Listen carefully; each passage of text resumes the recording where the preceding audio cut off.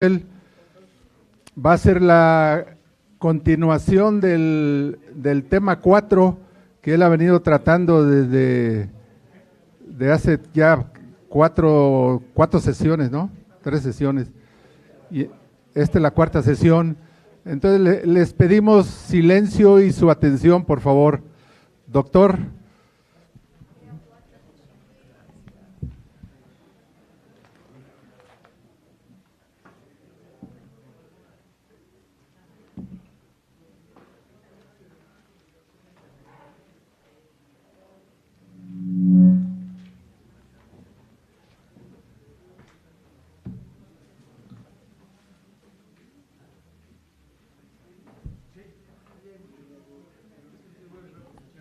Algunos temas organizativos se pueden conectar a la página.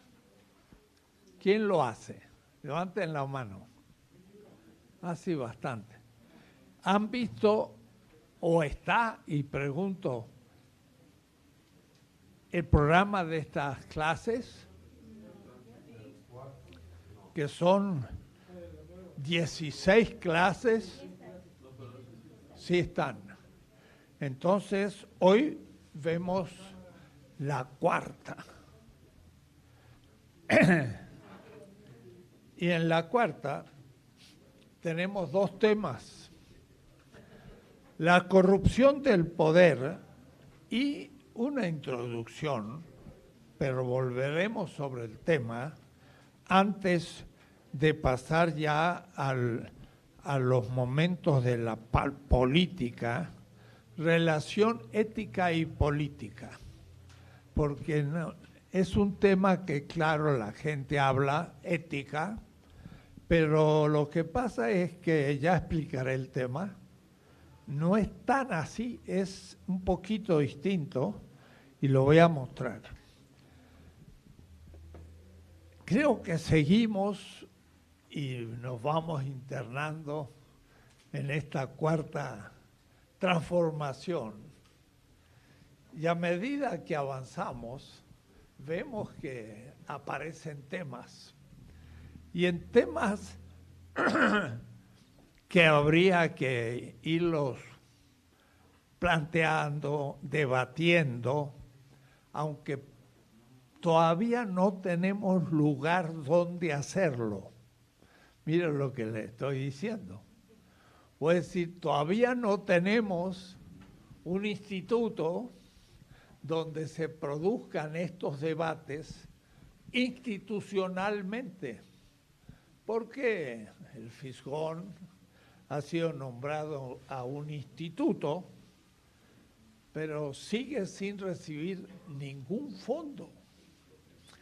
Entonces hay problemas ahí extraños y entonces estamos perdiendo tiempo y estamos internamente en el partido en un proceso de elección de autoridades, pero va a ser allá el 20 de noviembre, que sí que tenemos septiembre, octubre, 2 meses y medio de nuevo perdidos, porque bueno, hay que hacer. Pero se lanzó toda una maquinaria para hacer la elección según los estatutos de Morena. Y surgió la idea de que también podía hacerse una encuesta. Pero eso hay que tomarlo muy en serio. Porque si se hacen las encuestas como las que se han hecho, esto no anda. No anda bien porque no sabemos los criterios de la encuesta, cuáles son los números, qué porcentaje tuvo cada uno de los candidatos, cuál es la metodología. Bueno, parece que la metodología correcta sería partir de un padrón, pero son 3 millones, del 2017, antes de las elecciones, porque ya más o menos había la gente decidida a apoyar el proceso, pero todavía no se había ganado. Del 18 en adelante ya no se sabe mucho quién es quién, porque ahora está muy fácil ser miembro y entonces pues es una gran confusión.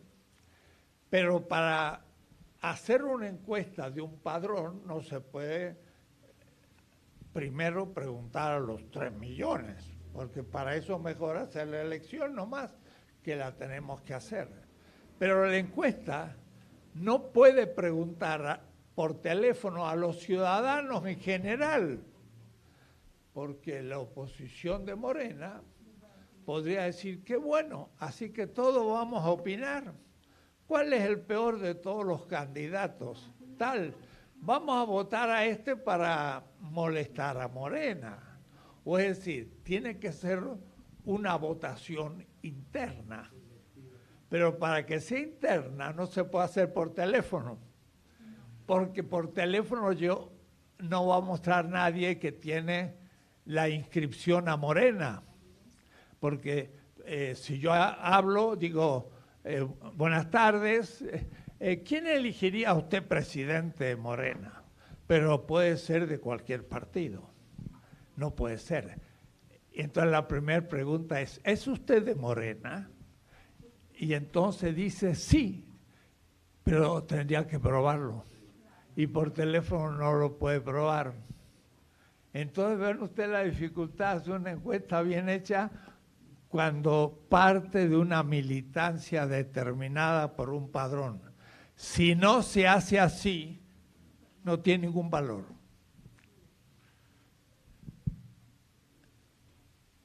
¿Se dan cuenta? Es un problema. Porque entonces el elegido, la base, los militantes, van a decir, yo no lo elegí, ni lo eligió la militancia, sino los ciudadanos en general que no son miembros de Morena. Y entonces, ¿qué autoridad va a tener esa autoridad de Morena? Es un problema y eso se va a tener que debatir. Pero no tenemos lugar donde debatirlo. Bueno, estoy preocupado. Y hay que hacerlo saber, pero ¿a quién? Esto no es parte de la clase, es parte de un miembro de un comité que debe ayudar a realizar las elecciones. Y entonces yo, como miembro de ese comité, estoy un poco desconcertado. Aún el miembro del comité. ¿Cómo estaremos los otros? Bueno, y el tema de fondo siempre va a ser sí, ¿cuál es la función de un partido? Y no es la clase de hoy, porque la clase de hoy habla de temas más precisos, pero los temas que yo estoy planteando es para que los miembros de un partido empiecen a tener una cierta ideología que los una y que les permite ir pensando lo que acontece. Y por eso hay que formar a los miembros del partido, aunque sea empezando la tarea, porque esa tarea dura años y hay que hacerlo uno mismo de a poco, porque no sabemos mucho a veces de los problemas que presenta la política. Y por eso entonces el partido va a tener que tomar muy en serio en el futuro, si es que puede, si es que nombra autoridades competentes elegidas por los militantes y no por una burocracia que también puede empezar a constituirse, porque entonces no veo quién va a formar. Miren, en Brasil, y lo he dicho ya, Lula dejó la presidencia, no empezó, sino dejó la presidencia con un 80% de la aprobación del pueblo. Enorme, es uno de los presidentes más populares que ha habido en la historia. Y sin embargo, después le pudieron hacer un golpe y ahora mire el gobierno que hay en Brasil. Y cuando se preguntan qué pasó, una de las respuestas fundamentales es que Lula se ocupó de sacar de la pobreza a gran parte del pueblo brasileño. Hizo un gobierno realmente importante porque Brasil empezó a ser tomado en serio, de tal manera que la China, la India, Sudáfrica y Brasil formaban todo un frente de naciones y Lula era un gran... ¿Y qué pasó? Perdieron después. Y uno de los más importantes políticos, militantes, partidarios de Lula, dijo, uno de los problemas que tuvimos es que no formamos a los militantes del partido. Primero. Y segundo, el pueblo tampoco empezó a cambiar su mentalidad. La mentalidad era, una vez que se estaba mejor económicamente y sacó 30% de los pobres pasaron a ser ya una clase media no tan fuerte, pero dejaron de ser pobres. Pero estos tenían la misma mentalidad que todos los otros y entonces pasaron a un consumismo que intentaron tener después un gobierno que les diera lo que ellos soñaban y ya no les interesó el Partido del Trabajo Trabajista en Brasil, que era Lula. Entonces, hay que formar a los miembros del partido, pero hay que también cambiar la mentalidad consumista de nuestro pueblo mexicano. Si no logramos cambiar eso, se va a hacer muy poca cosa y vamos a poder en los años siguientes ver las limitaciones de esta transformación. Por eso entonces es muy importante la formación de los cuadros, pero por ahora no podemos empezar porque está trabado. Y eso supone entonces de que tenemos en las propias filas de Morena un rezago que viene de atrás y que es un poco el modo de hacer política en México, que vemos que a veces se va reproduciendo. Miren ustedes esos altercados en la Cámara de Senadores, en la Cámara de Diputados, en otros lados, como hay intentos de proyectos personales y no de trabajo duro en favor del pueblo. Y entonces necesitamos reflexionar. La tesis 1 del librito, y son pocas páginas, ustedes pueden leerlas, además también está en la internet, claro, hay que empezar a manejar un poco los medios electrónicos, si uno no compra el librito, pero como cuesta, a veces no hay muchos medios, tenemos que ponernos a modernizarnos un poco. El primer tesis es la corrupción de lo político. ¿En qué consiste? Por último, la corrupción. Porque algunos muy rápido pensarán que se corrompe, y pareciera, que es aquel que se apropia de los bienes del Estado, del pueblo, y se los guarda personalmente. Y vemos entonces que realmente la corrupción en México ha sido global. Y sin embargo, por ahora, hay 1 o 2 personas que han sufrido la cárcel. Son millones los que han participado en la corrupción. Pero por ahora, como nadie los ha atacado, ahí están, se van guardando sus dineros, que no les viene mal, y los heredarán sus hijos, y borrón y cuenta nueva. Pero no es robar dinero el problema. La corrupción es algo previo y más profundo. Por eso que hay que pensarlo un poco. he explicado lo que es el poder político. Repasen, pueden escucharla de nuevo cuando hablé del poder. El poder político es la fuerza de resistencia y creación de un pueblo, y eso es porque hay un anhelo de vivir y de vivir mejor. Y eso es fuerza, porque eso es lo que da potencia, y le llamo potencia, el poder. Ese es el contenido del poder.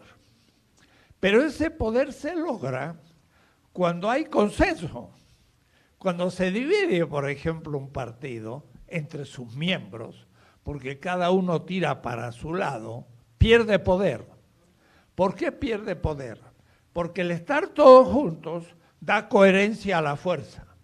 Pero si cada uno tira para su lado, pierde la fuerza ese auto o ese camión o ese mecanismo o ese cuerpo político.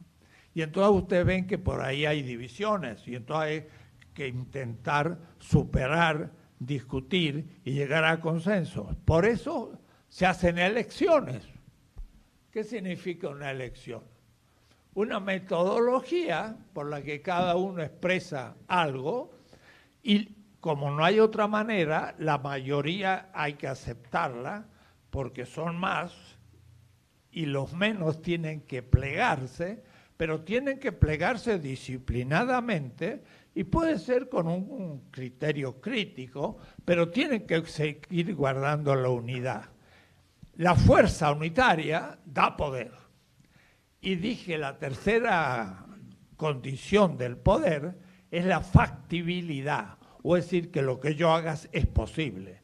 Y esto va a ser un principio que lo vamos a tener siempre presente. No puedo intentar algo imposible. Entonces, el poder, ¿dónde reside? Dijimos que la sede, el lugar, el asiento del poder es el pueblo, es la comunidad política. Y los representantes, como su nombre lo indica, todos los que se eligen para cumplir funciones de gobierno, miren, estoy hablando de gobierno. De paso, hay que ver que el poder, y ya lo vamos a ver después, se distribuye en 3 niveles. El Estado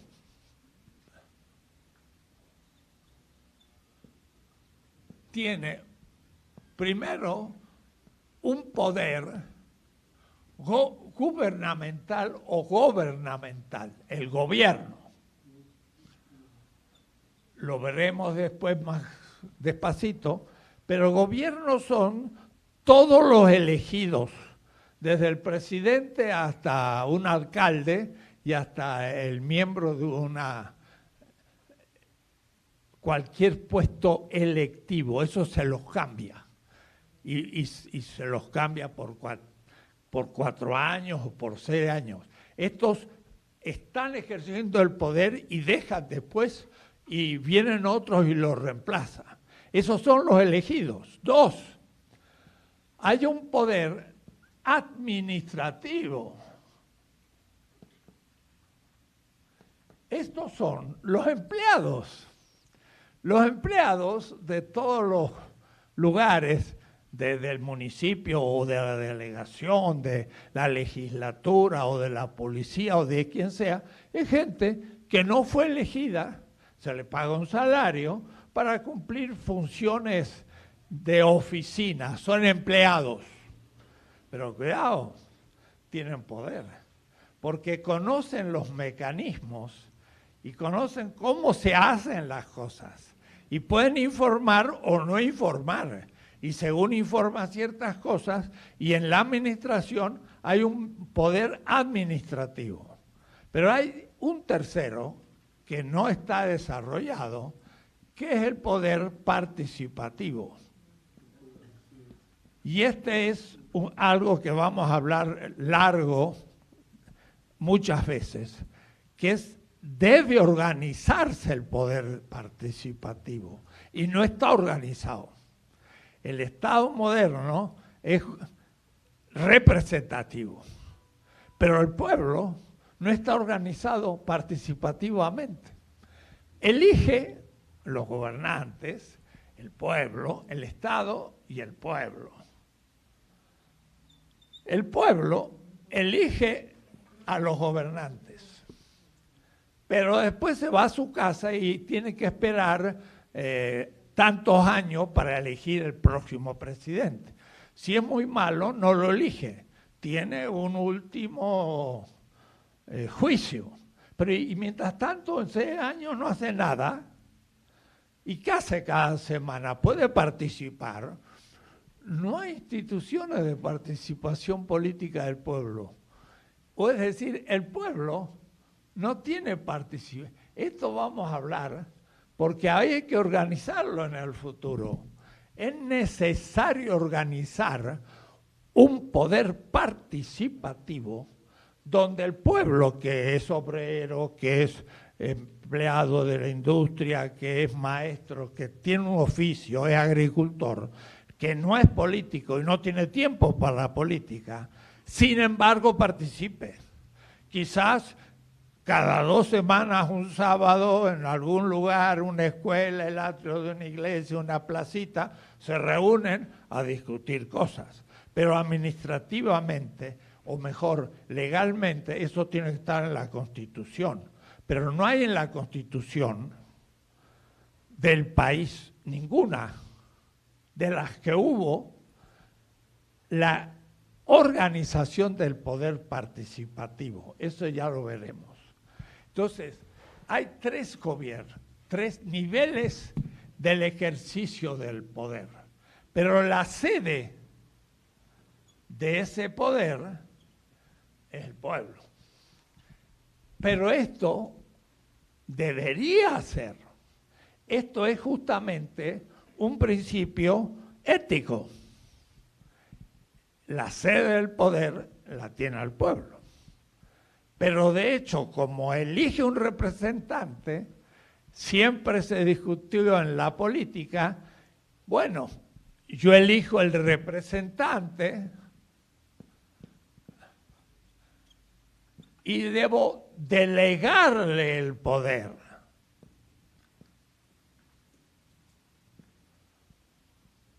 Hay una delegación, porque él ahora va a funcionar con mi poder, que se lo he concedido, que él lo ejerza. Y en cierta manera yo me he restringido a no ejercer el poder, sino el gobernante, porque si todos queremos mandar, es el caos. Entonces nos ponemos de acuerdo que vamos a elegir alguno, en principio el mejor, para que le deleguemos el poder y entonces pueda gobernar y nosotros obedecemos a lo que hemos elegido, o es decir, si fuera justo, nos obedecemos a nosotros mismos porque hemos elegido a un representante. Esto está en crisis en todas partes.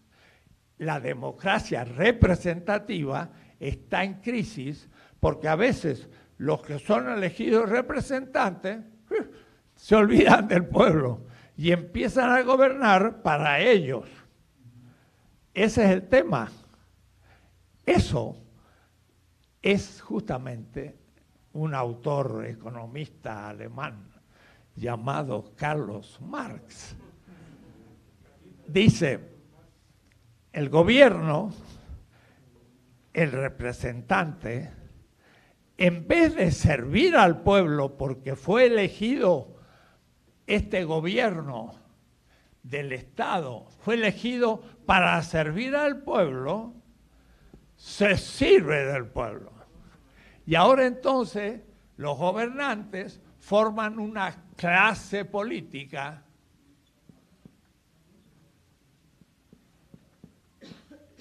y es donde empiezan a poder aprovecharse del ejercicio del poder que recibieron por representación, pero ellos creen ahora ser la sede del poder. Entre ser representantes y ser la sede del poder está el tema de la corrupción. Miren el tema. La corrupción es justamente cuando los representantes se creen que son la sede del poder y no cuando ellos se definen como servidores, y aquí hay entonces servicio al pueblo. Entonces yo voy a hacer un esquema que va a guiar todo mi curso. Vamos a ver unos conceptos. Es decir, empezamos a formarnos políticamente. Yo espero que en el día del futuro 1 millón de participantes, militantes de Morena, puedan empezar a leer y pensar estas cosas y estén entonces formados. Y cuando alguien les pregunte algo sepan responder y no, ¿qué es el poder político? Vaya a saber. ¿Qué es la corrupción? Robar. No, antes de robar. Y eso ya es saber dónde está la sede del poder. Si la sede del poder está en el pueblo, yo tengo que servir al pueblo. Y entonces pongamos, los senadores han sido elegidos para legislar y en servicio del pueblo, leyes que sean justas para que el pueblo esté mejor. Pero puede que alguno ya quiera ser reelegido, por ejemplo, pero no está en la ley. Entonces empieza a maquinar para que lo elijan. ¿Y por qué quiere que lo elijan? ¿Para servir mejor al pueblo o para seguir teniendo más poder, para poder ser elegido en el futuro de nuevo y tener un buen salario y hasta para escalar? Porque quizás era un mero alcalde y ahora quiere ser gobernador. Entonces empieza a maquinar y tener influencia y dar un dinerito, como dicen, un cañonazo a alguien para que lo vote, y entonces empieza a hacer un proyecto personal porque cree que él es la sede del poder para pasar de alcalde el día de mañana a ser gobernador. Y entonces ya tiene un proyecto personal para ejercer el poder él, porque es la sede. Y empieza a no poder ocuparse de las funciones que tiene, de hacer buenas leyes si es un diputado o senador, o si es un alcalde, hacer bien las calles y lograr la luz y el drenaje de los barrios. Y en vez de estar preocupado de eso, está haciendo trenza para que lo voten y para poder tener más poder. Cuidado. Lo que está haciendo es usando el poder representativo delegado, lo empieza a ejercer como si él fuera la sede del poder. Y entonces a la gente le exige obediencia. Y esto es lo que dice justamente un autor. El poder es dominación legítima ante obedientes. Yo digo, eso es contradictorio y es corrupto. El poder no puede ser dominación. El poder es un servicio.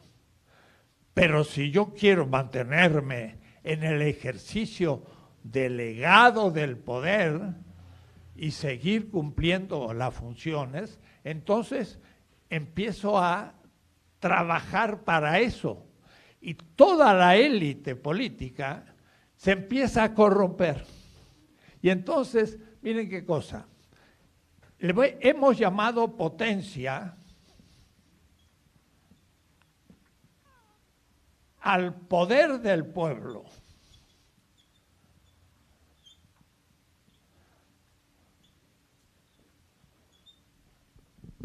Eso es la sede. Pero esa potencia se tiene que expresar en instituciones. Lo vamos a ver despacito. Porque ¿cómo opera una asamblea que se reúne y dice, nosotros somos, como pueblo, la sede del poder? ¿Cómo ejercemos el poder?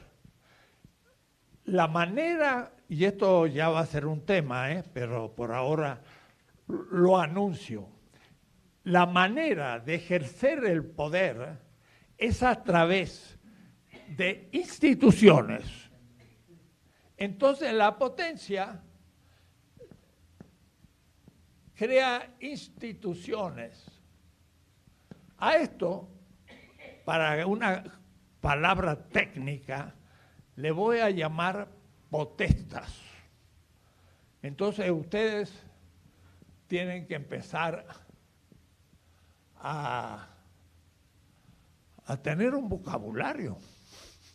Empiezan ustedes a ser un poquito ya ciudadanos cultos que empiezan a conocer un poco más. No es asunto de que le diga el Estado, si el Estado, ¿y qué es el Estado? Vaya a saber. Que la democracia, sí, la democracia se vota, no tiene nada que ver, es otra cosa. ¿Y qué es la soberanía?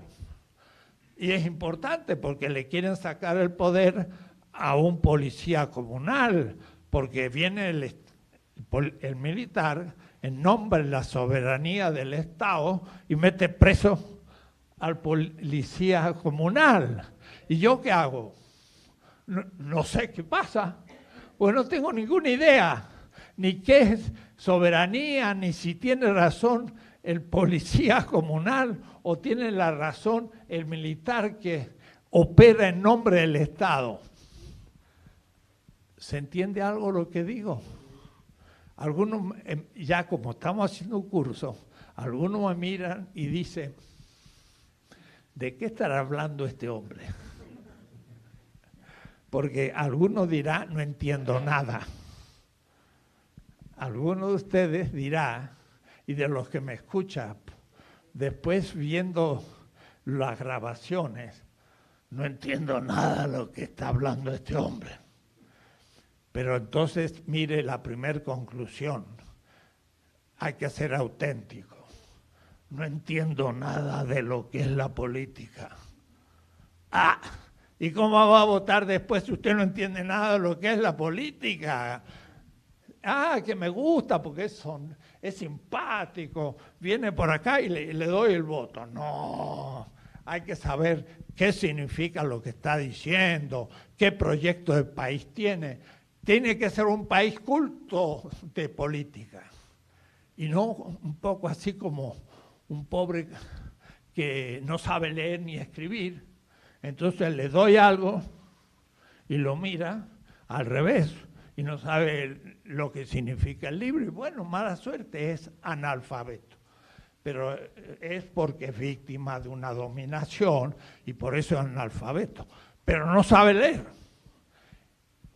Y un pueblo puede no saber nada de política y entonces elige, vaya a saber por qué. Porque le compraron el voto o le dieron una despensa y ya vendió el voto porque total, entre tener una despensa y no tener nada, mejor una despensa y ni sé qué es lo que... Entonces necesitamos un pueblo que sepa de política, al menos lo primero, para que después pueda juzgar. Metieron en preso a un policía comunitario de una comunidad indígena, pues injusto. porque ellos tienen derecho a protegerse. ¿Por qué? Porque ellos ejercen la soberanía. ¿Por qué? Porque la soberanía, anoten la palabra, soberanía,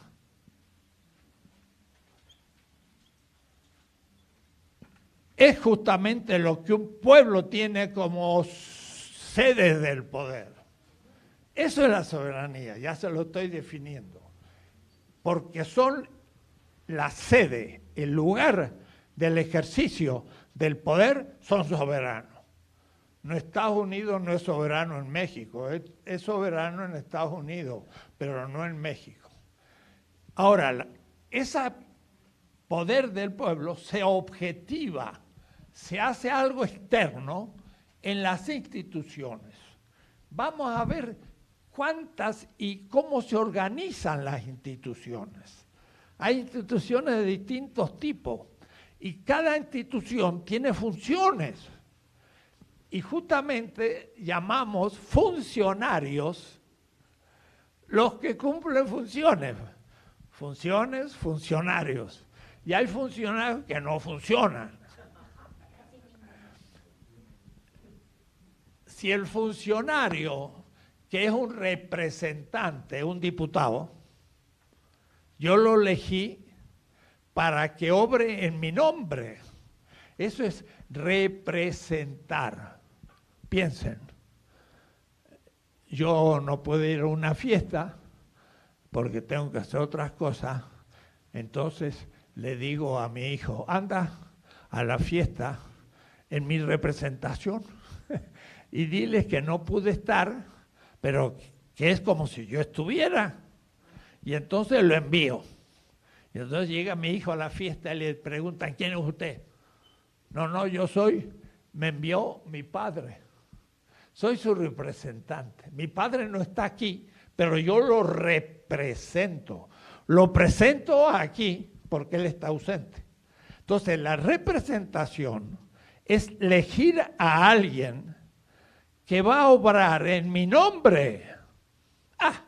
Y si me traiciona y no cumple lo que yo le pedí, es un mal representante, es un mal presidente municipal, es un mal diputado, es un mal policía también, porque el policía se lo elige para guardar el orden, que también decidimos que los que no cumplan el orden que nosotros hemos decidido, le tenemos que poner en orden. Y para poner en orden, hay que decirle algo, compañero, tú respeta la ley porque la hemos hecho todos. Cuidado, si la ley es justa, porque si la ley es justa, habrá que cambiarla. Eso ya lo veremos de a poco. Entonces, vean ustedes, representar. El representante, entonces, cumple una función, el representante, de servicio al pueblo.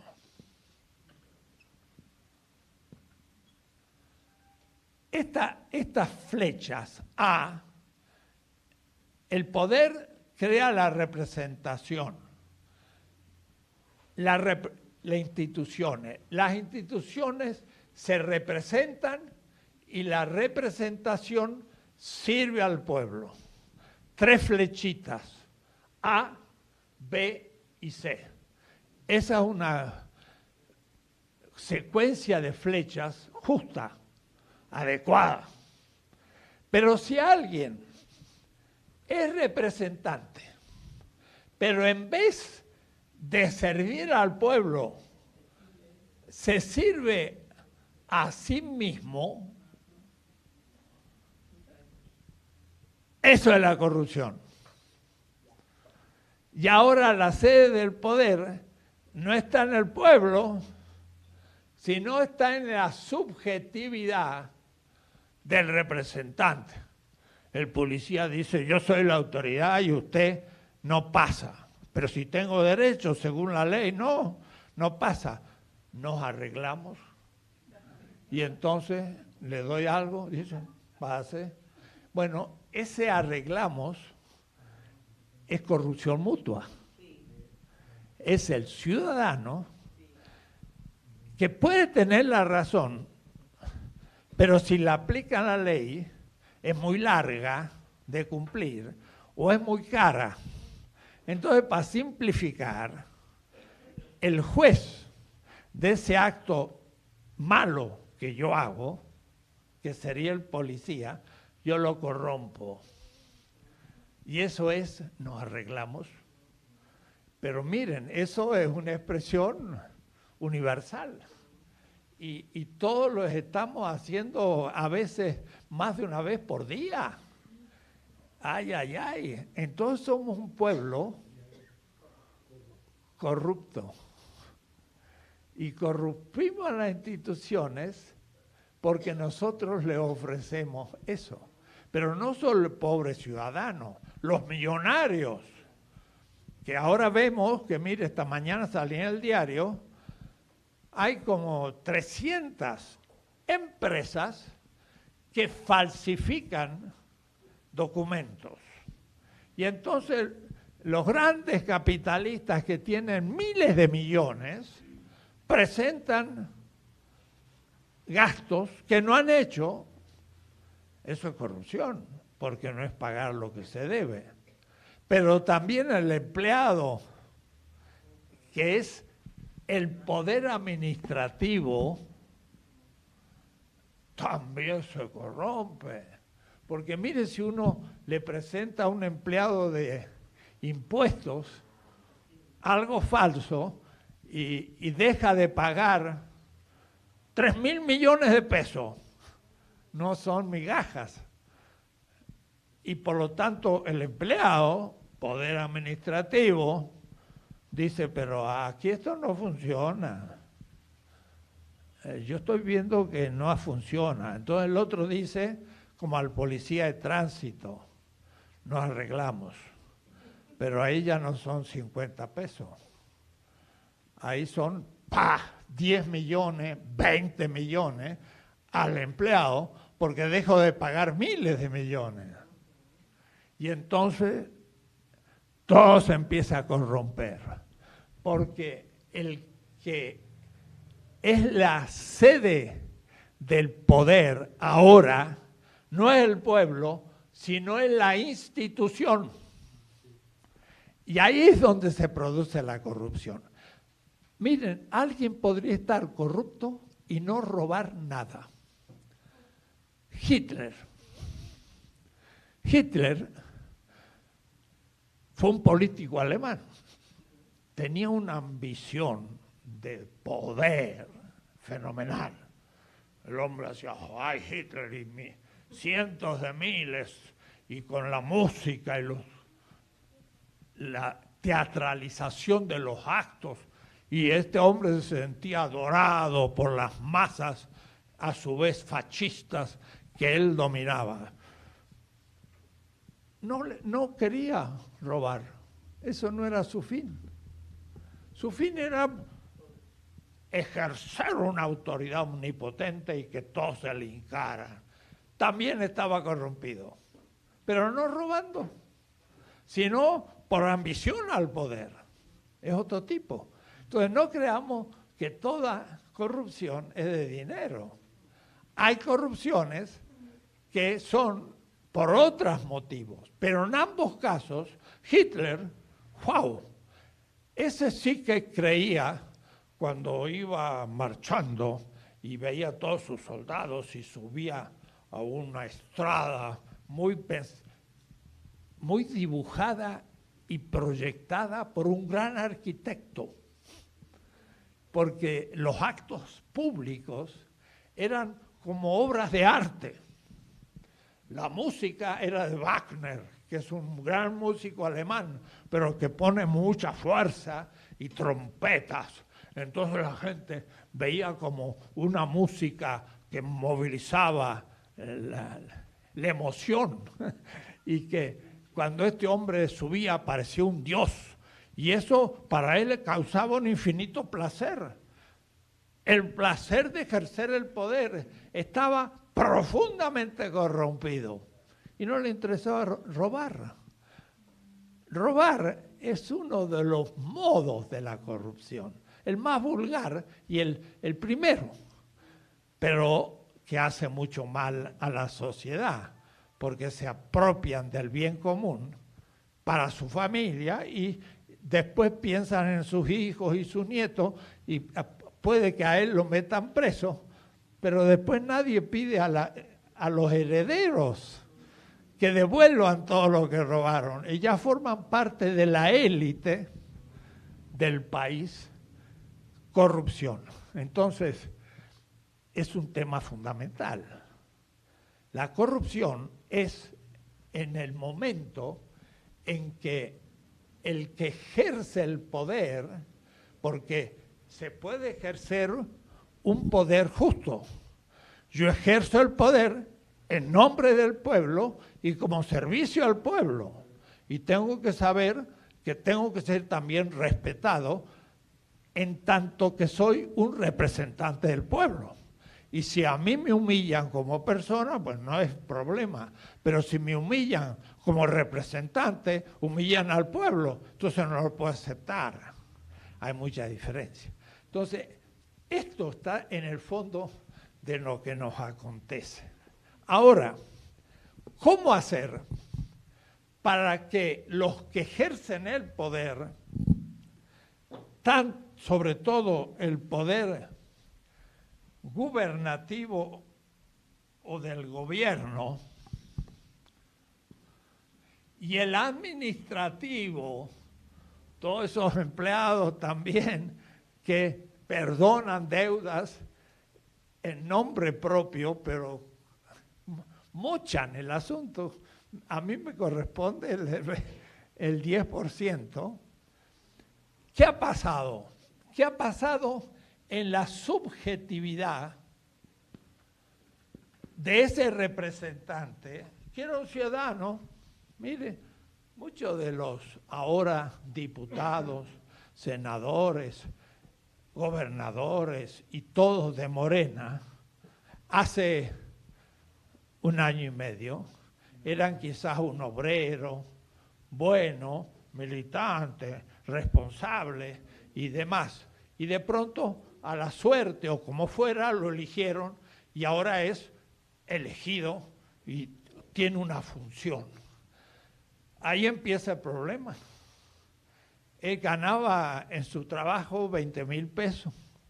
Ahora ganas 100,000 si se atiene al salario del presidente. Si lo nombran juez, puede seguir ganando 400,000. Los jueces no se bajaron el salario. Conocen la ley y se la aplicaron a sí mismos para no bajarse el salario. Dijeron que era anticonstitucional el bajarse el salario. Disputa legal. Para eso sirve ser abogado. Pero no vaya a ser que esté corrupto, porque usó la ley no en beneficio del pueblo, sino en beneficio de un poder legislativo. Y entonces hay que ver. ¿Cómo hacer para que no se produzca esto o para corregir a los que están ahí? Ese es el tema de la ética y la política. Miren qué tema más simple, pero qué complicado. ¿Cómo hago yo para alguien que tiene un proyecto de no ser diputado, sino gobernador, de decirle, mira, primero piensa en el servicio al pueblo y después veremos quién elegiremos y quizás no seas tú? Así que no te prepares tanto y usa tu inteligencia, tu voluntad, tu tiempo para hacer bien a la gente. Hay tantas cosas que hacer y sin embargo a veces pues no hacen esas cosas porque están preocupados en labrar su proyecto personal de ejercer el poder en el futuro. Entonces, ahí viene el tema de la ética. La ética, ¿qué será? ¿Y cómo podemos Enseñarla es un problema muy antiguo. Se puede enseñar la ética. ¿En qué consiste la posibilidad de que un partido forme éticamente a sus militantes? Debo decir que es más fácil en la juventud. ¿Por qué? Porque empiezan. Y si empiezan con buen ejemplo y teniendo las ideas claras, puede estar mejor. Pero ya los que han practicado política en algún partido ya están contaminados. Y entonces de pronto Morena empieza a reproducir las actitudes de los otros partidos. Y no es que se transforme en el PRI, sino que el PRI mismo era el ejemplo de un tipo de ética. Y entonces ahí tenemos un problema de ¿qué? Educación de los militantes. Tenemos que responsabilizarlo. Y por eso entonces tenemos que pensar qué es la ética y cómo también enseñarla no solo en un partido, sino en la escuela, en la familia, en la universidad. Pero no hay enseñanza de ética en ninguna institución pedagógica. Y se enseña una ética muy pobre y que no atrae para nada ni al niño, ni a la juventud, ni al ciudadano, porque son reglas obligatorias desde afuera.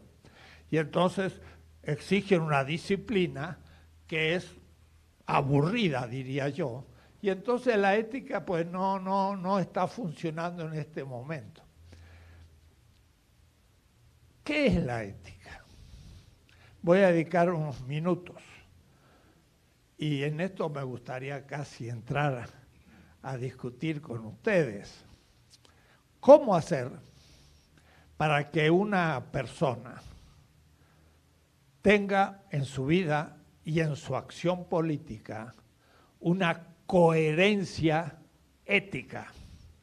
¿Qué es la ética? O sea, que se habla mucho los valores. Yo casi le preguntaría hoy por primera vez en una pregunta y respuesta. ¿Han pensado usted alguna vez qué significa eso de valor ético? Y lo voy a poner en cuestión, pero para empezar a discutir un poco, ¿qué será un valor ético? A ver, ¿quién me dice algo? La señora. Bueno, a mí mi abuelo me enseñó que no debo robar, porque a mí fui creada en la religión católica. Entonces, papá Dios se enojaba conmigo y yo robaba. Si yo robaba, eso era malo. Y eso no se debería hacer a nadie. Muy bien. Mire qué bueno, dice, le dijo ¿quién? Mi abuelo. El abuelo, que no debía robar. Pero entre otras cosas, porque Dios indicaba que no había que robar. Lo que pasa es que en nuestra sociedad la presencia de Dios es menos fuerte que en el pasado. Y entonces habría que poder fundar una ética que el que cree en Dios está muy bien, pero el que no cree en Dios hay que crear otro fundamento de la ética. Ahora, eso es lo que vamos a empezar a hablar. Pero entonces, ¿qué es el valor ético? Porque dijiste que había que cumplirlo porque Dios lo quería. Pero ¿en qué consiste? Por ejemplo, dice, me dijo que no había que robar. Sí. Pero después estudié la preparatoria y allí me enseñaron ética, con Eli de González. Y entonces ya estudié otra carrera y ahí no debíamos hacer nada que fuera a perjudicar al paciente. Son los principios éticos de Bueno, dice, Entonces ya fue totalmente diferente. Ya son otros valores que tenemos que tener siempre presentes, los valores para que uno no vaya a hacer daño a un paciente, para que siempre haya lo mejor. bueno, vamos a empezar. Tú dices muy bien, es lo que la gente piensa. No hay que perjudicar al otro. ¿Qué significa? ¿En qué yo perjudico a alguien? Si yo le digo, hay que sacar esa muela o hay que ponerle una amalgama, y eso no sirve, eso es que quiero nada más el dinero y no estoy pensando en su bienestar, en que me enseñaron a hacer una buena amalgama, en que tengo que poner el mejor material, en que tiene que funcionar para que él sea mejor, esté mejor, y lo que me pague sea lo justo. Claro, pero para eso habría entonces que tener una concepción comunitaria, donde los otros forman parte de esa comunidad. Hay una poesía de Guillén que dice, yo soy porque tú eres. Yo soy porque tú eres. Porque si tú no fueras, yo no sería. Por ejemplo, con respecto a la madre y al padre. Si mi padre y mi madre no fueran, yo no habría nacido. Y yo siempre pregunto a su vez, ¿y qué mérito tuve yo de nacer? Se lo pregunto a ustedes. ¿Qué mérito tuve de nacer? A ver, díganme alguno de ustedes, ¿por qué mereció nacer? ¿Se dan cuenta de lo que estoy preguntando? Esto quizás no se lo preguntaron nunca en la vida. Nunca. Pero habría que preguntárselo en primer lugar. A ver. Porque me trajeron al mundo. ¿Cómo? Porque me trajeron al mundo. No, no escuché. Porque me trajeron al mundo. Sí, pero eso no es merecer yo. Ah, a ver, eso no es que yo lo merezca, me trajeron. Por el acto del amor ¿De quién? de ambos, padre y madre. Ah, pero eso yo estoy preguntando, no qué es lo que, cuál es el amor que me produjo. No, yo no digo eso. Yo pregunto, yo merecí nacer.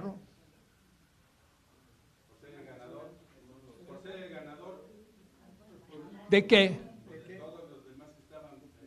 Si usted no era, la pregunta que le estoy haciendo es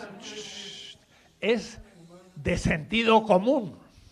Nadie puede merecer nacer. Nadie.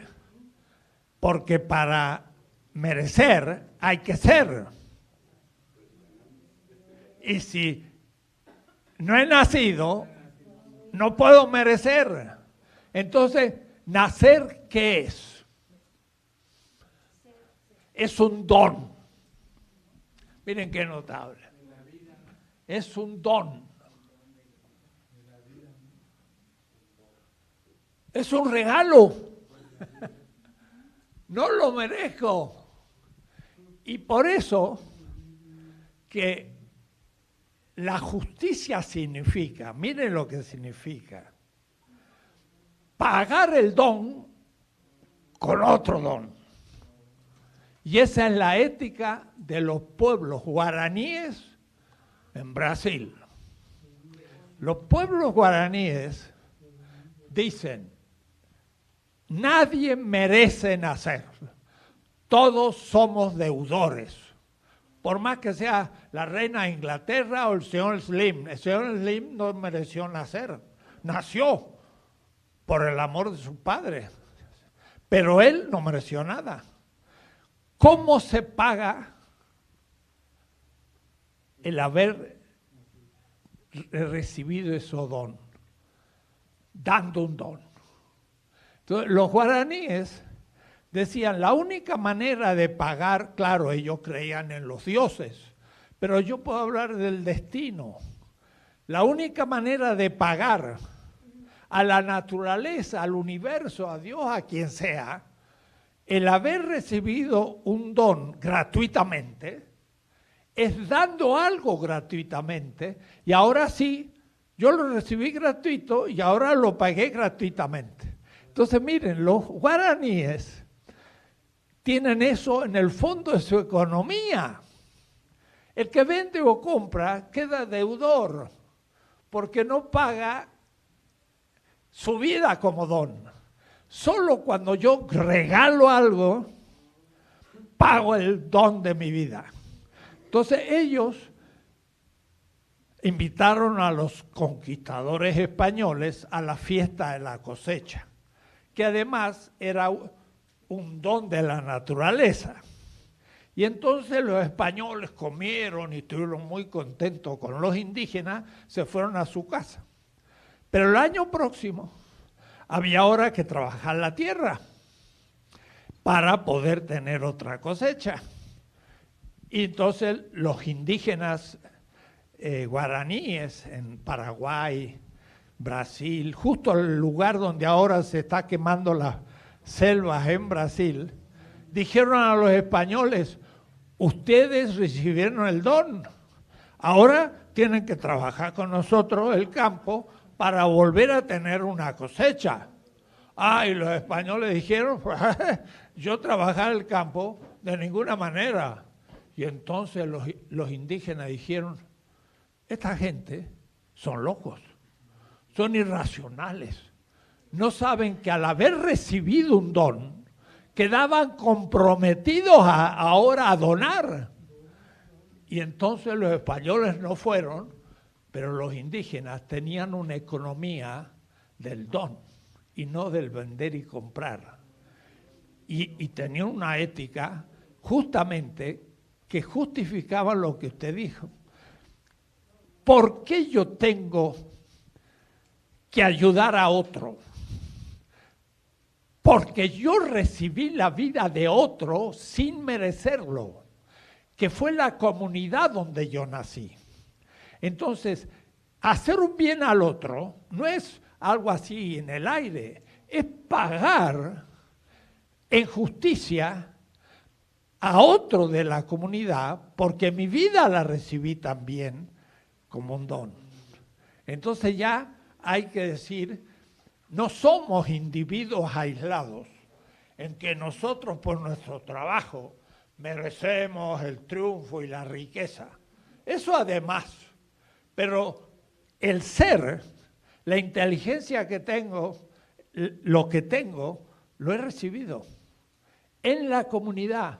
Quiere decir que el pueblo es una comunidad y no hay individuos aislados que puedan decir: yo tengo derecho a tal y cual cosa. Momentito, la comunidad te lo dio todo, desde tu padre a tu madre y todo lo demás. Ahora tú tienes que retornar. Y entonces ya empieza a ser otra economía, otra política y otra concepción de la que tenemos. ¿Por qué?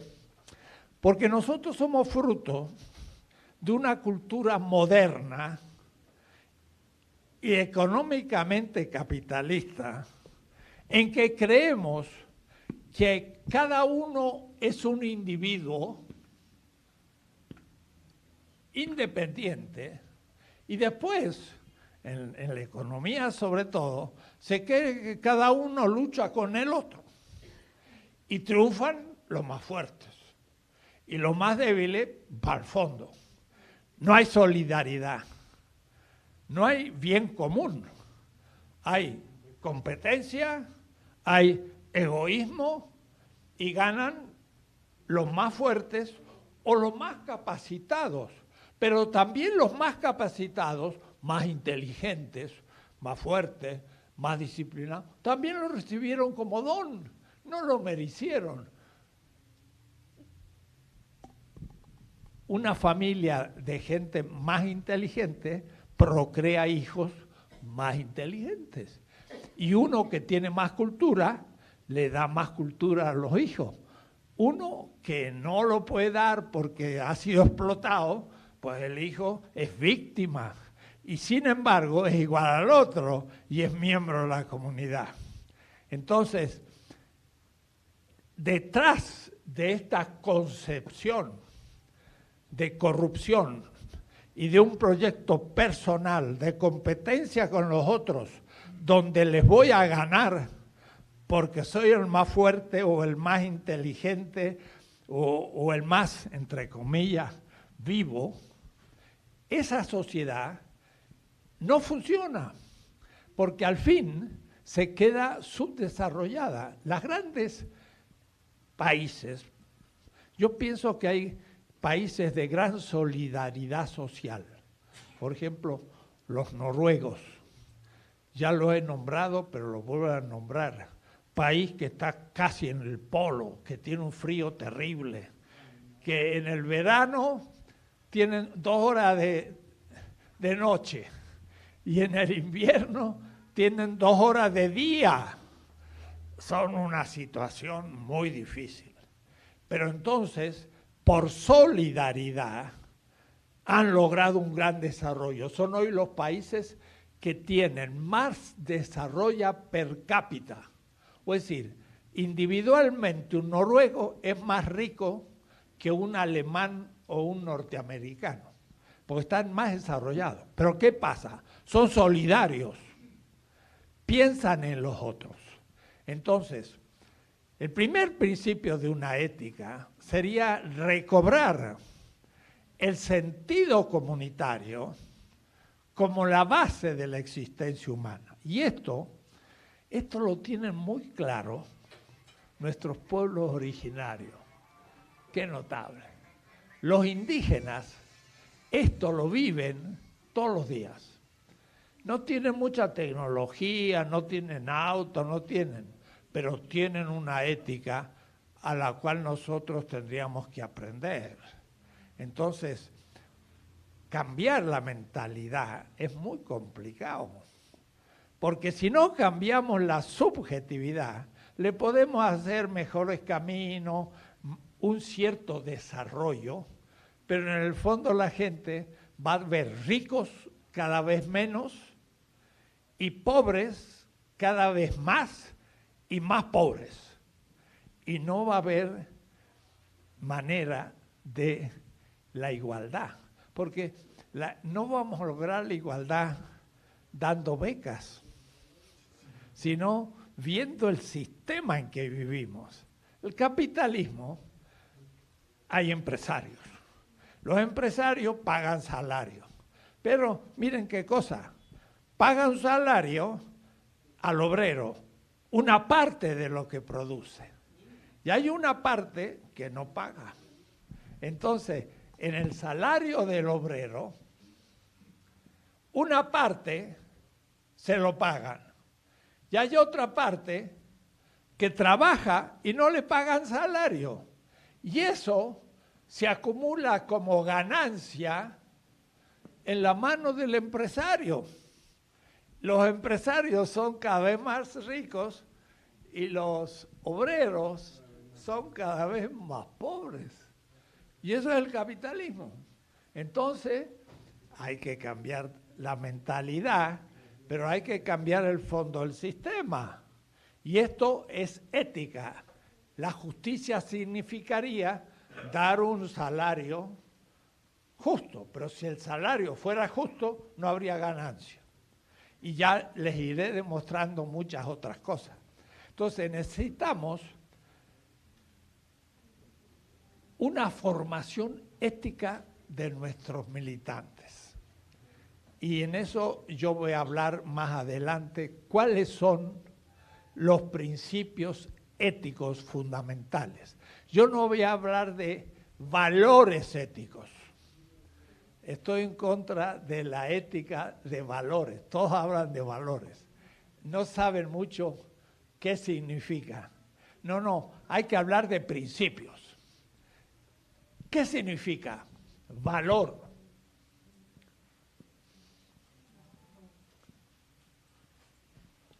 Mire, esto es más abstracto y a ver si podemos pensarlo. Hoy es una clase más teórica. El café tiene valor. ¿Por qué vale? Porque me despierta y porque me saca la sed. Dos cosas. ¿Qué es el valor del café?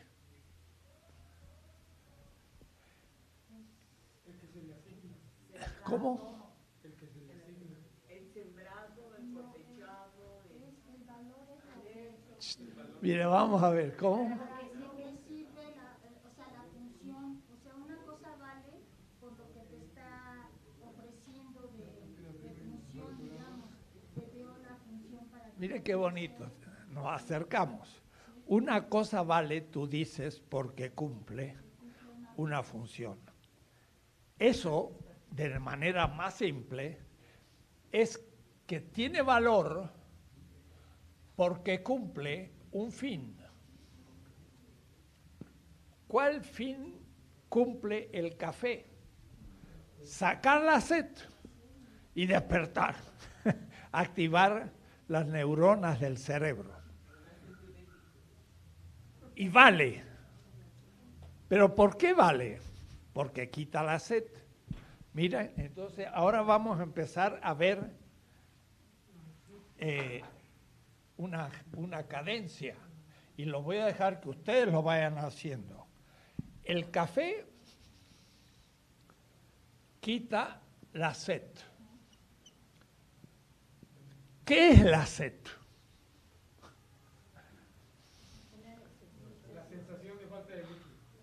Es la falta de líquido. Muy bien, falta. Eso le llamamos una negatividad, falta de. Como el alimento es falta de comida, el hambre. Muy bien. Falta de agua. ¿Qué significa? ¿Quién puede tener falta de agua? ¿Cómo? Un ser vivo. Ya estamos empezando a entender el asunto. Es un ser vivo. Por ejemplo, dame un ejemplo de necesidad del agua sin ser sed y estando vivo. La planta. La planta necesita agua, pero no tiene sed, porque no tiene sistema neuronal ni cerebro y no tiene conciencia, le falta el agua. Pero le falta el agua, se seca. Y por último, ¿qué le pasaría si al ser vivo no puede tener agua? Se muere. Aunque ustedes no crean, estamos en el fondo de la política. De la política. Y van a ver ustedes cómo es la cosa. Este vaso tiene valor porque efectivamente me cumple la necesidad de tener agua y la sed es como la luz roja que me dice falta agua. O si se me frenta el estómago, tengo hambre, falta comida. O si en la piel tengo frío, falta cubrirme. Y miren qué notable, el ser humano surgió por el lago Victoria de el África hace millones de años. Y había más o menos 28 grados. 28 grados. El testículo masculino tiene 28 grados. Y el cuerpo tiene 36. Pero el testículo sigue teniendo la temperatura de la aparición del ser humano. Cuando sube la temperatura, tengo calor y tengo que inventar algo porque me sudo. Pero cuando van hacia los polos y baja la temperatura, ¿qué hago? Agarro la piel de un animal y me la pongo como vestido de un oso. ¿Por qué? Porque si pierdo temperatura, el ser vivo se muere.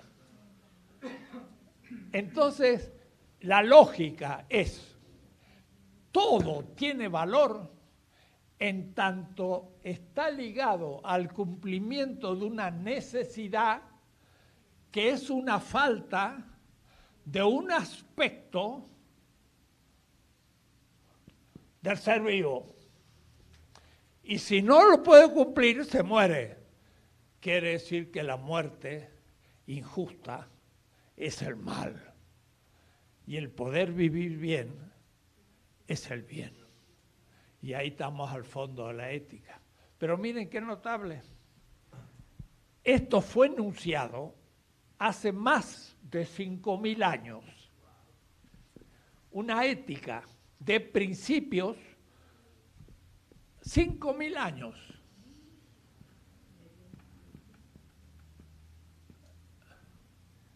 Y esto se transformó desde el Egipto a los griegos y también a los hebreos, y de ahí vino al cristianismo y al musulmán y llegó con Hernán Cortés.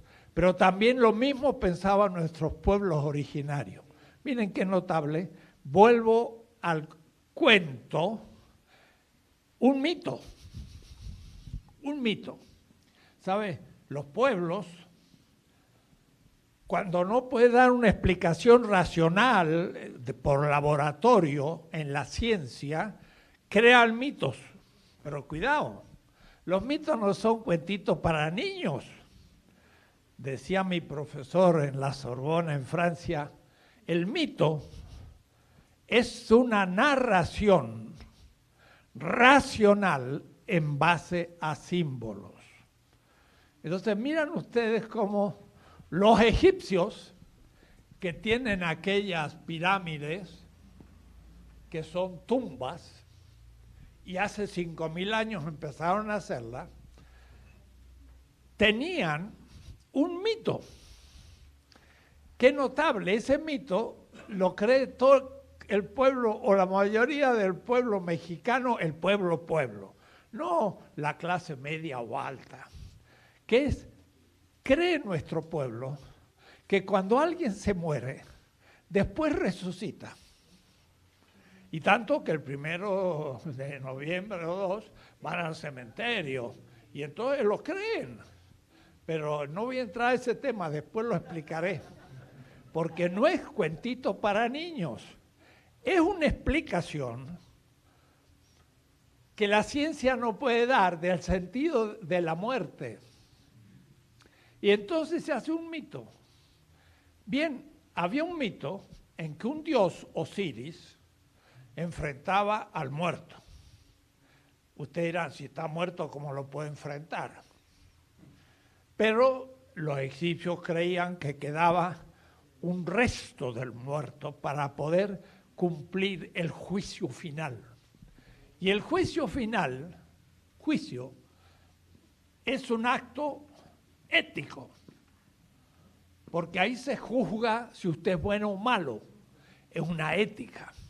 Entonces Osiris le pregunta al muerto, es un mito, pero tiene un contenido. ¿Qué hiciste de bien en tu vida? Y entonces el muerto tiene que justificar para que lo resucite, porque si no hizo nada bueno, no resucita. Y entonces, en el capítulo 125 de un libro que se llama Libro de los Muertos, miren qué cosa. El muerto dice, yo qué bueno hice en la vida. Di de comer al hambriento. Yo di de beber al sediento. Yo di de vestir al desnudo. Y una barca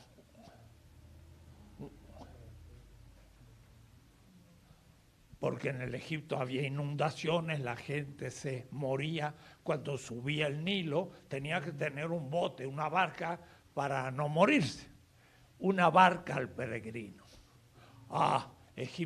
El dios Osiris del mito le dice, has hecho justicia. Miren qué criterio ético.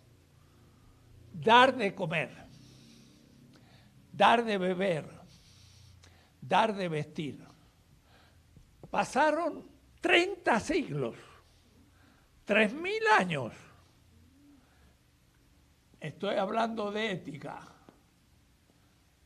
Y en el año 0, que lo imaginamos en la era cristiana, el fundador del cristianismo dice, puso unos a la izquierda, los malos, y otros a la derecha, los buenos. El mismo mito. Y entonces dijo, venid benditos de mi Padre, porque diste de comer al hambriento, de beber al sediento, de vestir al desnudo, y como no había un río grande en Israel, una casa al que no la tiene. 4 necesidades materiales como criterio del juicio final. Así que el pueblo mexicano, unos son católicos, otros son protestantes y otros son de nuestros pueblos originarios. Todos tienen ese criterio ético. 18 siglos después, en 1870 y tanto, Engels,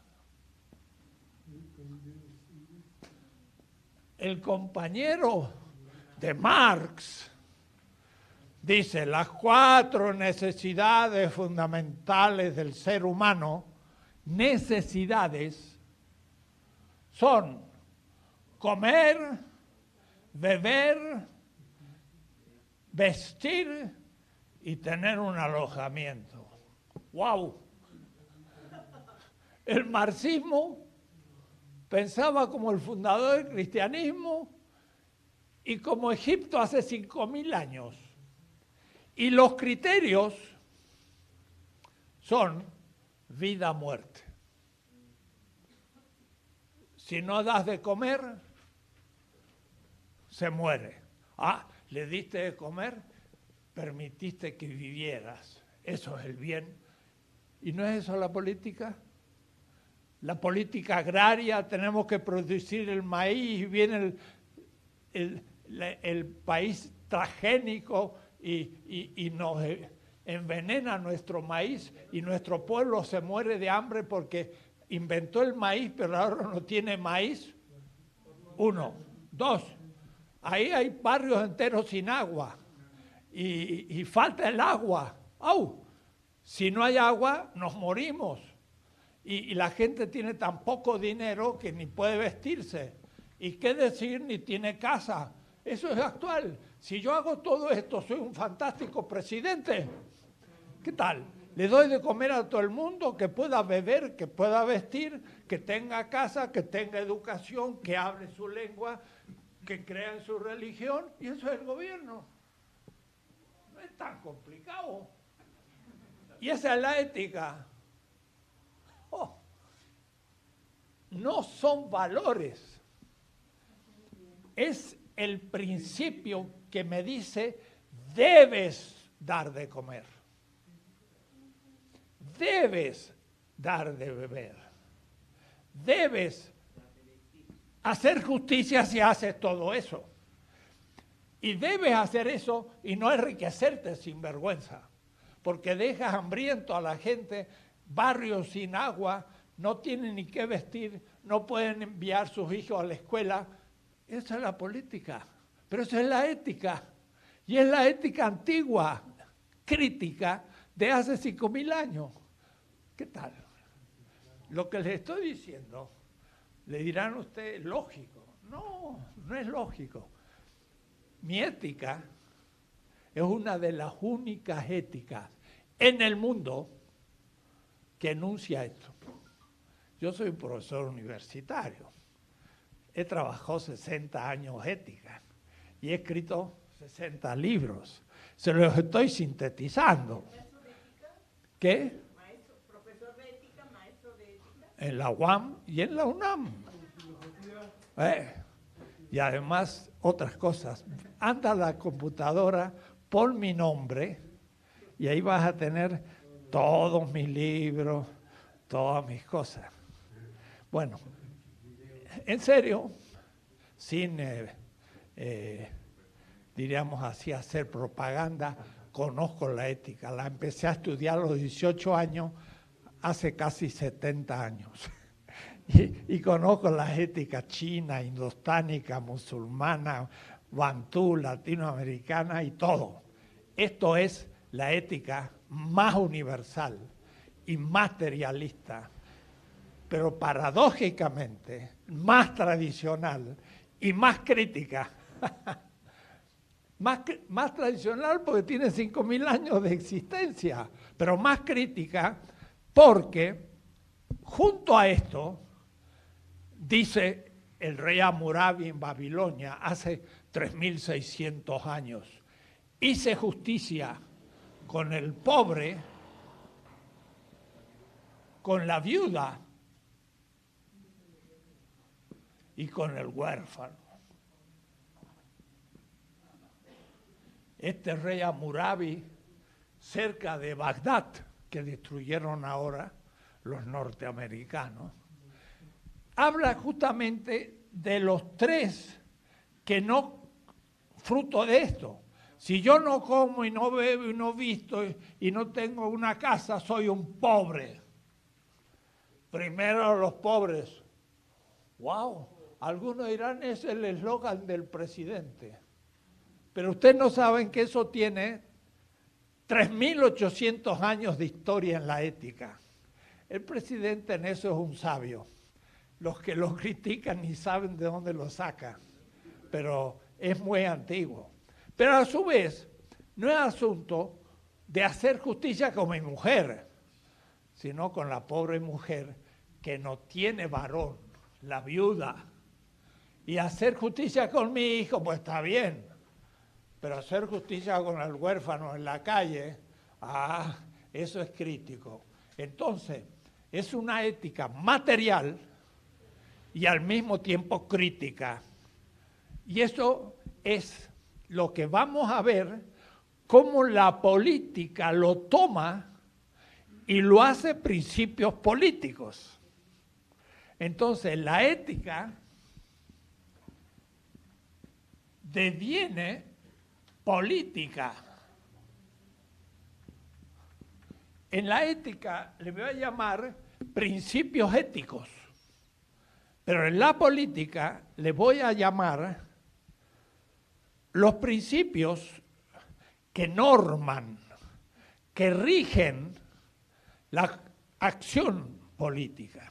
Y por eso no van a ser principios éticos, sino principios normativos de la política. Si no lo cumplen, es mala política. No, es buen político, pero además no cumple la ética. No. La ética subsumida, agarrada, introducida en la política, son principios normativos. Si él hace justicia con el pobre, cumple la ética y al mismo tiempo cumple con la política. Porque si yo me guardo dinero, soy un ladrón, pero además soy más político, porque no cumplo con el pueblo pobre. Si yo le doy toda a mi mujer, pero desprecio a la viuda, que no tiene quien la proteja, soy éticamente mal, pero si yo eso lo hago política, soy un mal político. Entonces, no puedo ser buen político sin cumplir estos principios. No es buen político el que trama cómo llega a ser presidente. Es un genio, llegó a ser presidente. ¿Para qué? ¿Para ser como Hitler? ¿Como Pinochet? ¿Como Stalin? No, llegó a ser un justo. que lo hizo para los pobres, para la viuda, para el huérfano. ¿Y qué les dio? De comer, de beber, de vestir, su casa.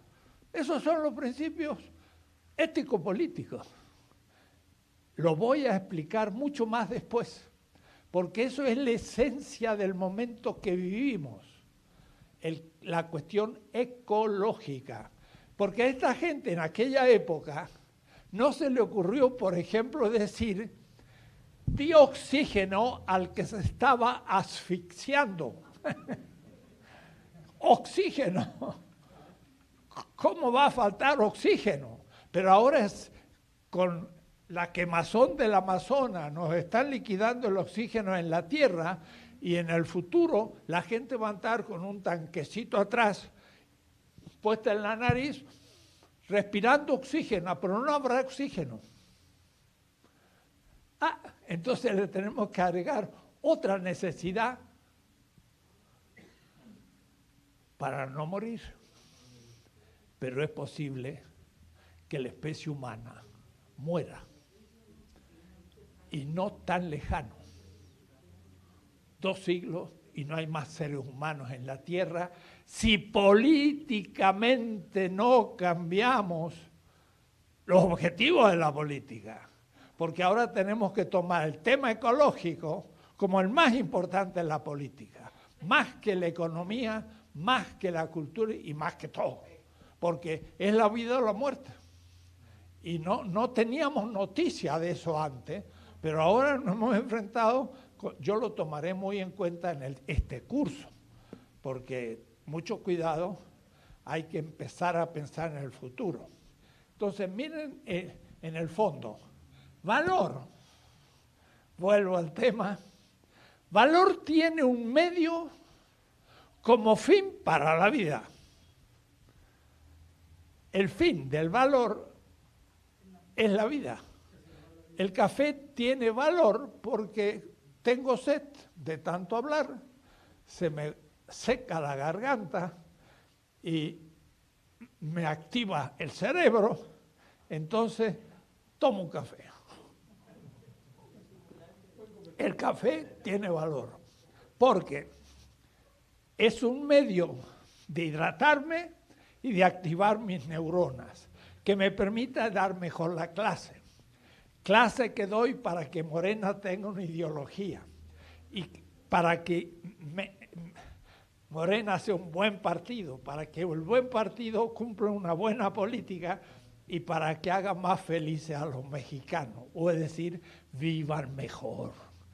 El fin es la vida. ¿Qué cosa? La vida. Y esto, que alguien me lo ponga en cuestión y que busque otro fin detrás de la vida. No hay. Y además, si me muero, se acabó todo. Y por eso le pregunté,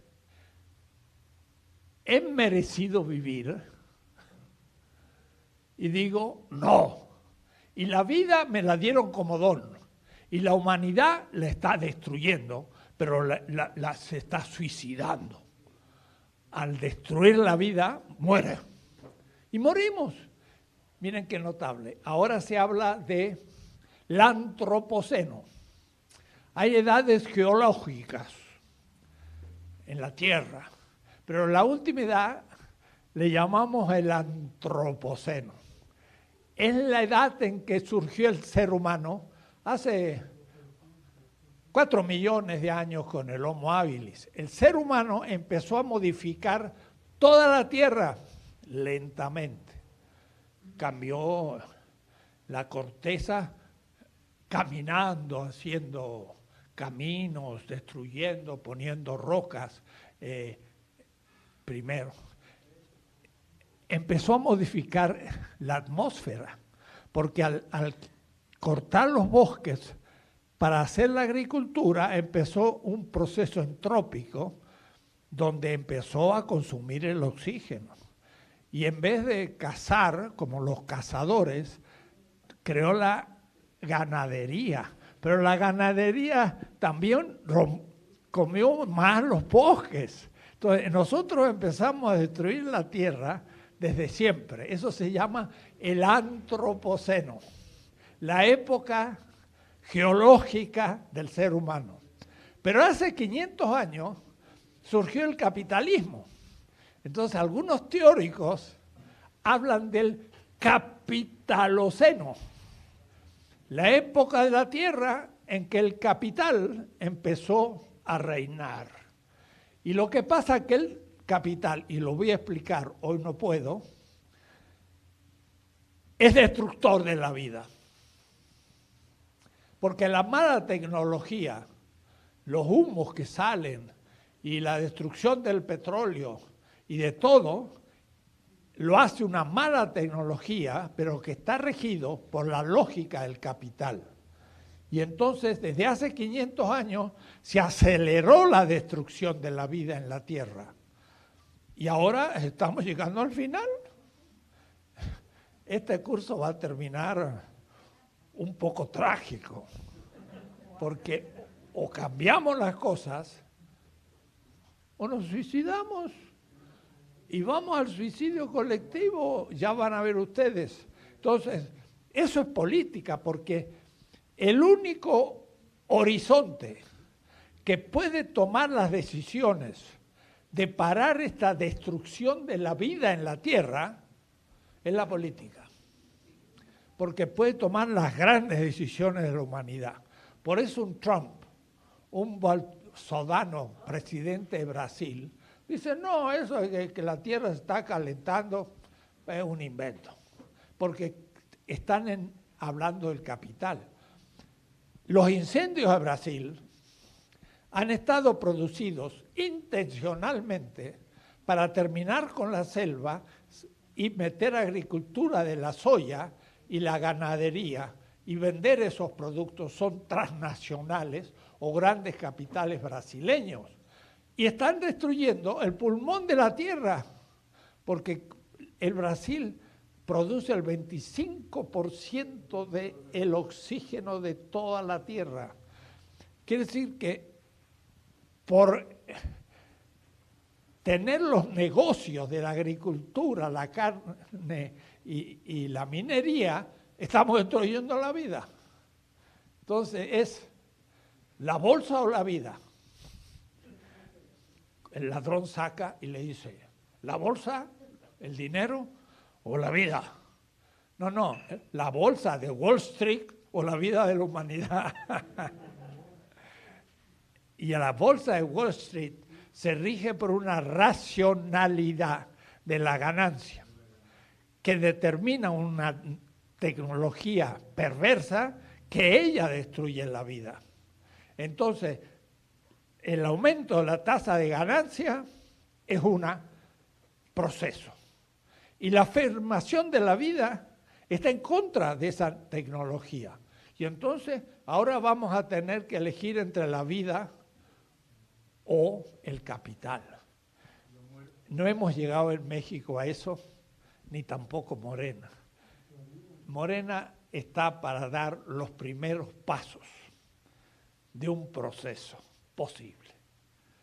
Algunos quieren que sea más radical. Pienso que no puede. Pero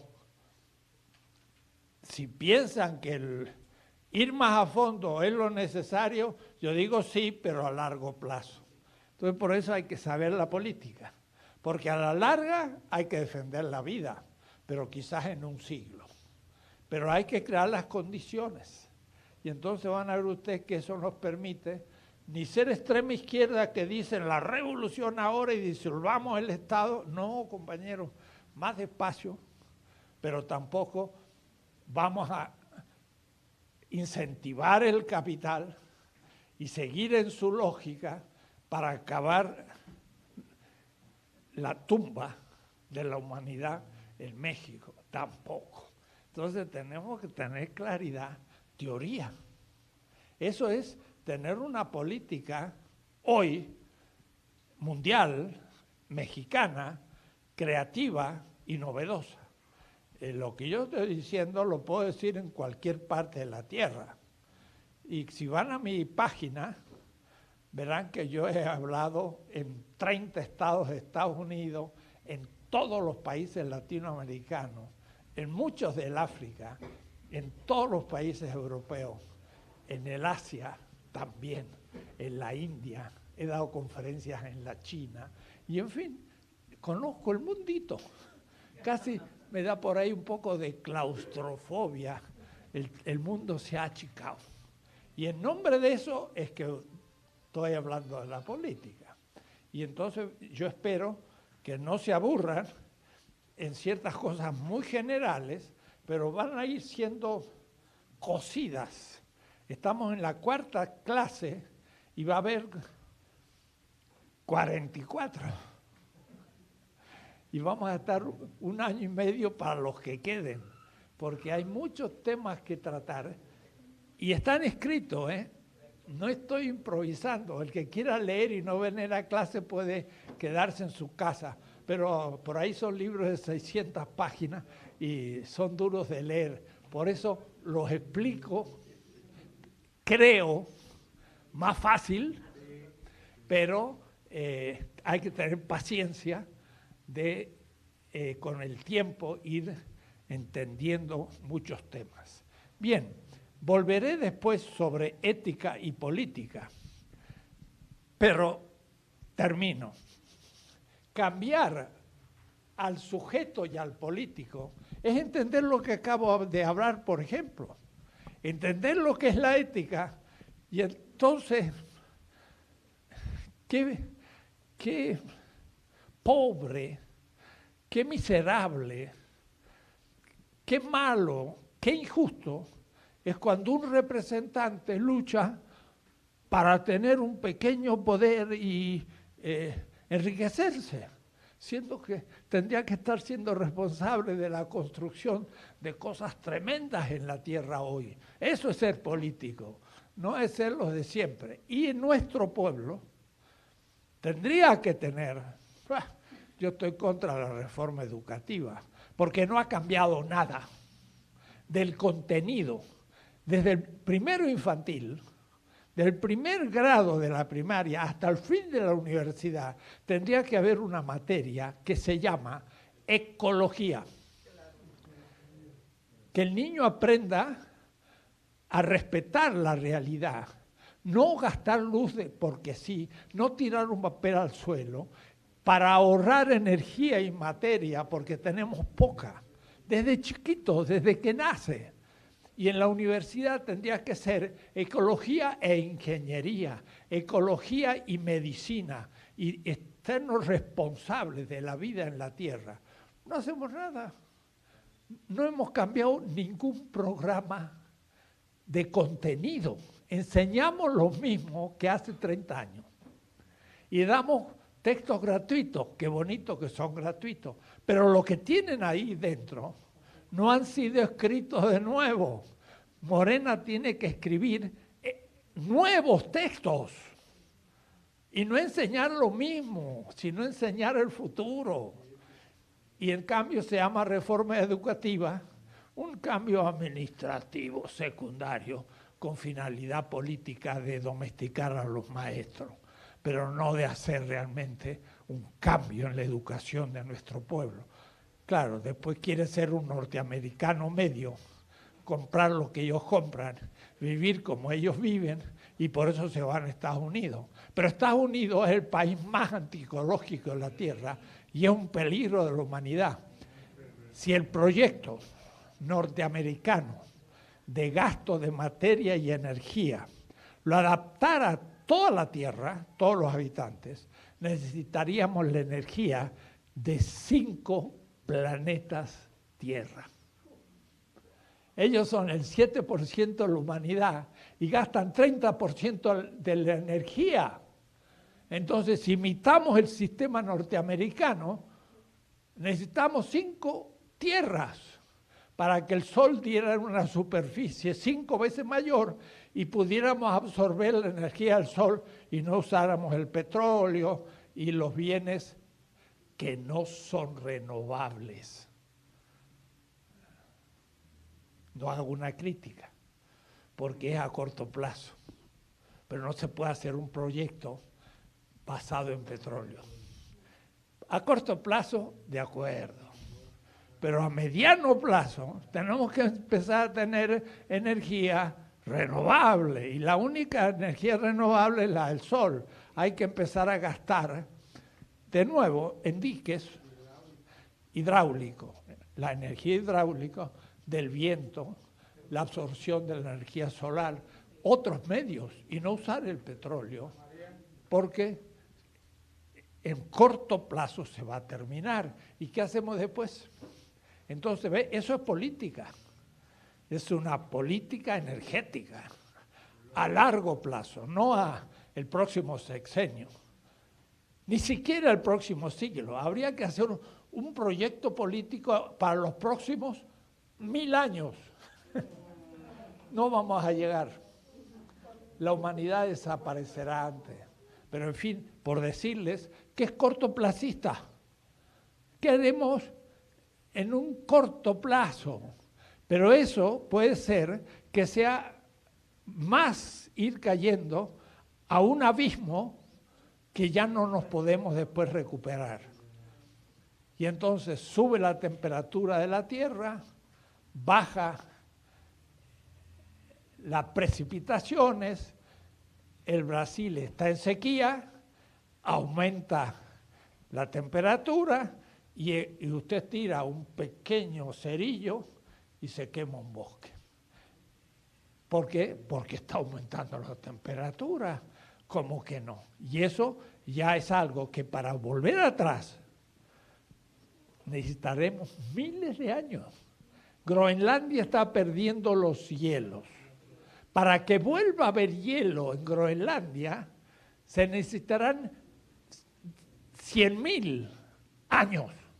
La humanidad nunca más va a ver hielo en Groenlandia. Desaparecerá la especie humana antes. Y los polos se están derritiendo. Para volver a meter hielo en los polos, no lo verá la humanidad nunca más.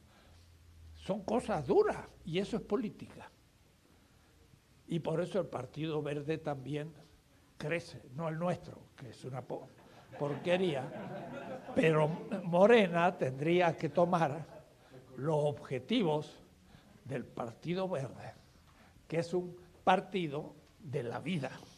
Bueno, terminamos hoy el cuarto tema. Seguimos, hay muchos y hay que tomarlos con paciencia. Pero vayan leyendo, es chiquito. Después ya se va a terminar y vamos a pasar uno más grande. Hasta luego.